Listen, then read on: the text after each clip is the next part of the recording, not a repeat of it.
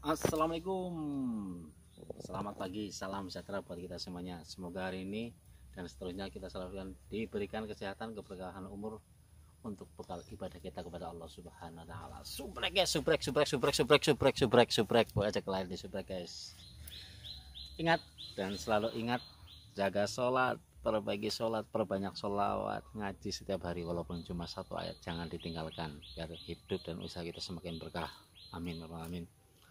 Oke guys, bikin video kali ini ya di lahan ini sambil nunggu Gus Lukman Hasan Al-Asani. Ini beliau lama nggak ke kebun, 1 minggu beliau tidak ke kebun karena ada aktivitas di pondok ya, di pesantren.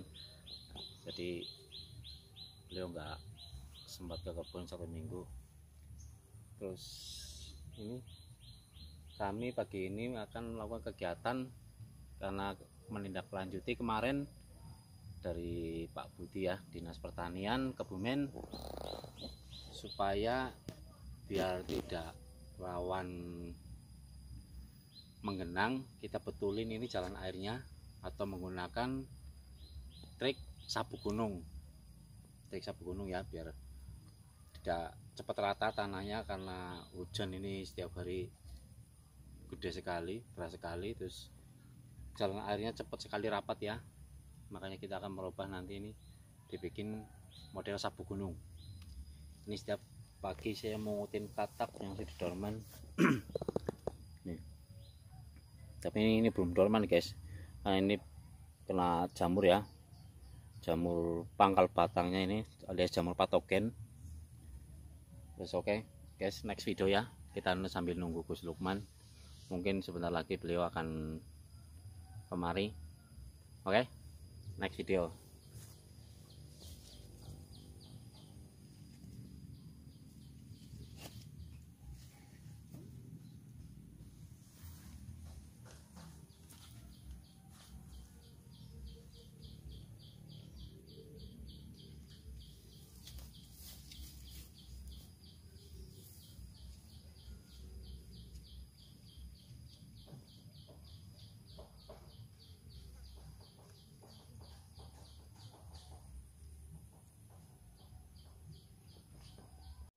Oke guys, sambung video. Sekarang sudah ada Gus Lukman. Ini Gus Lukman sudah rawuh di kebun.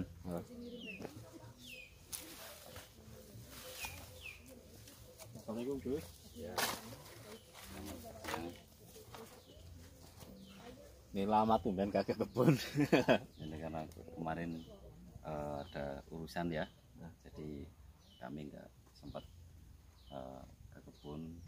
Alhamdulillah sekarang sudah bisa ke kebun lagi, dan masih kita tahap perawatan pengolahan lahan yang lebih maksimal. Ini dirubah apa ya Gus ya? Ya, ini dirubah.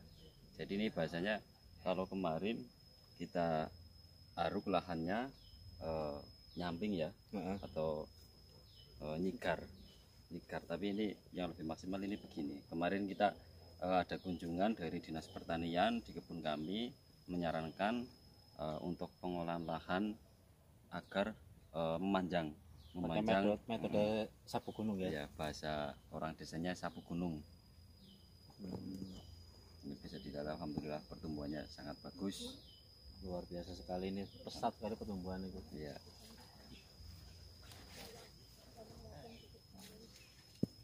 Oh iya, ini Gus pengen ngobrol-ngobrol sambutan jenengan atau tanggapan jenengan tentang perihal ini kan di grup-grup masih rame tentang kayak bibit-bibit cabutan kayak gitu ya. Bibit cabutan juga, padahal di grup-grup orang sebelah sudah banyak sekali yang tidak diloloskan perihal bibit cabutan, karena bukan keegoisan admin semata, karena admin memikirkan Gus, karena bibit cabutan memang sangat sekali rawan bosok kalau ditanam, apalagi sekarang bukan musimnya gitu. Ya, kalau kita bagi para pemula ya, kepada para pemula saya harapkan jangan sekali-kali mencoba menanam bibit cabutan kalau nggak ngerti ilmunya. Itu sangat bahaya sekali, apalagi sekarang sudah memasuki musim yang ke-8 ya. Kalau musim yang ke-8 itu kan banyak hujan, banyak hujan dan angin, itu bahaya sekali kalau bibit jabutan. Tapi kalau kita main di polybag, insya Allah tetap aman. Tapi ya itu, perawatan harus tetap berjaga, karena kalau enggak ya bahaya juga. Kalau bibit jabutan, para pemula cobalah dipikir lagi, dicari ilmunya bagaimana supaya tidak mengecewakan. Karena sekarang kan banyak ya yang juga ini Gus, apa di postingan itu ya, banyak sekali yang kebunnya sekarang pada apa tanamannya pada hilang kayak gitu kan, kita juga ikut prihatin ya. Terus padahal udah ada di sekitar kabupaten kita, kabupaten tetangga, udah ada 2 apa berapa rombongan itu, cara bahasa kasarnya maling itu ketangkep loh Gus. Ya karena tanaman porang ini mungkin sebagian besar untuk konsumsi ya, dan juga banyak yang nyari. Bagi para yang punya tanaman porang ini harap hati-hati ya, harap hati-hati kalau bisa nanam di kebun yang dekat perumahan, yang dekat rumah lah, yang dekat rumah, agar kalau ada maling mungkin bisa ketahuan. Kalau kami bentuk tim ya, kalau kebun kami kita bentuk tim, ada tim yang khusus untuk dangir atau nyabutin rumput, ada tim yang khusus bagian lapangan, terus ada tim yang khusus bagian penjagaan. Kita alhamdulillah komplit, jadi nggak perlu khawatir. Jadi yang punya kebun yang mungkin dicuri orang, ya solusinya paling untuk saat sekarang ini yang sering-sering ke kebun. Kalau sudah nanam ditinggal begitu aja ya resikonya begitu hilang. Kalau kita mungkin hampir tiap hari ya ke kebun ya, nggak sampai 1 minggu sekali kita ke kebun, mungkin nggak sampai 4 hari, nggak sampai 4 hari kita pasti ke kebun, karena yaitu kita mengantisipasi agar tidak dicuri orang gitu. Terus ini juga Gus, ada berita duka kemarin ada di postingan itu perihal nasib pembolang kemarin ada di NTT dan NTB itu. Dia baca pas lagi bolang, beliau terjatuh dari tebing ya, di jurang, karena waktu itu mungkin posisi porangnya mungkin agak di bibir tebing, dan sekarang di musim hujan kayak gini mungkin kan licin, akhirnya terpeleset kayak gitu. Itu di daerah NTT kalau nggak salah. Terus ada satu lagi yang di NTB itu umuran kisaran 60 tahun ke atas, dia posisi bolang terus nyeberangi sungai, akhirnya terbawa arus sungai kayak gitu. Ya resiko ya memang ya, kalau bolang mungkin bahasanya itu kalau bolang mungkin nggak ingin belajar dengan yang lain, tapi segera ingin mempunyai tanaman porang tersebut dengan cara bolang di hutan atau bisa mencuri juga, itu resikonya begitu. Jadi harus hati-hati sekali. Yang di NTP itu kemarin pas bolang terus kejadian meninggal ya, yaitu karena tidak memikirkan resikonya itu gimana. Tapi kalau memikirkan yang lebih jauh berkembang, kita bersilaturahim, kita sering ngobrol, insya Allah kita akan mendapatkan pengalaman tentang masalah porang ini.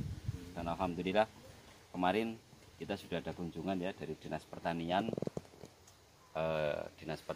dari tingkat kecamatan ya. Iya. Tingkat Ini kecamatan. Kemarin perwakilan Gus. Oh perwakilan dari kabupaten. Mungkin setelah nanti mungkin akhir Februari atau beberapa bulan ke depan, insya Allah Bapak Bupati juga akan ke kebun kami, ingin melihat keadaan tanaman porang yang ada di kebun kami. Dan untuk masyarakat luas jangan khawatir, karena dinas pertanian sekarang mungkin alhamdulillah sudah sangat tanggap karena kemarin berkunjung ke sini, dan mungkin akan merealisasikan kepada masyarakat agar bergiat untuk bertani, terutama kepada para pemuda. Jadi kalau pemuda zaman sekarang kan mungkin setelah lulus sekolah terus merantau, lah yang diharapkan kami sebagai petani ya kita bareng-bareng lah. Jadi kalau semisal kok merantaunya sudah selesai ya sudah, nggak bisa dapat apa-apa. Tapi kalau kita bercocok tanam, kita semangat, terus kita ingin tahu, cari pengalaman, insya Allah hasilnya tetap maksimal. Karena bertani porang itu bukan sembarang bertani sebenarnya Gus ya. Iya. Karena boleh dibilang ini tanamannya sangat luar biasa dan nilai jualnya sangat luar lumayan. biasa. Karena seperti yang jenengan apa nanti katakan bahwa porang itu kan, dan bukan cuma dari jenengan, mungkin dari sumbernya sekalian kayak Papa itu dan yang lain-lain, bahwa porang itu kebutuhan unlimited ya. Iya.